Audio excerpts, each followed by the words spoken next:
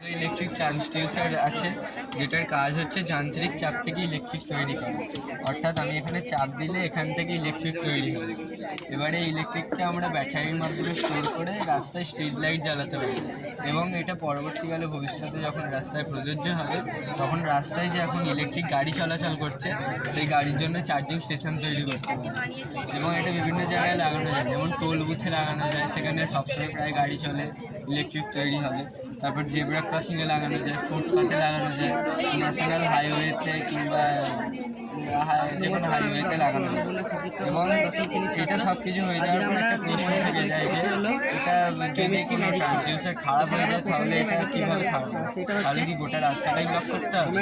যানবাহন চলাচলই বন্ধ হবে না। তখন আমরা এই ধরনের একটা পাথ ইউজ করেছি, যেটা এখন বর্তমানে লেভেল ক্রসিংয়ের রেল লাইনে দেখা যায় যে কালো রাবারের মতো পাত লাগানো আছে।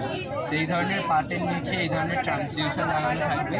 যখন খারাপ হবে আমরা এখান থেকে পাত তুলে ট্রান্সডিউসারটা সারিয়ে আবার এই পাতটা লাগিয়ে দেবো।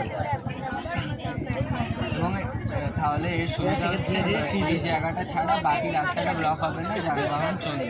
এবং কারণ জলের অনুগুলো হচ্ছে হালকা পরিবেশ এবং এখানে পলিঅ্যাক্রিলেটের অনুগুলো হচ্ছে অনেক ভারী, যার ফলে এই পলিঅ্যাক্রিলেটের অনুগুলো জলের অনুগুলোকে ভারী করে দিচ্ছে, ফলে এটা ফ্রিজ হয়ে যাচ্ছে, যার ফলে মারামারি করতে পারছে। কিন্তু এর যে টেম্পারেচারটা আছে নর্মাল টেম্পারেচার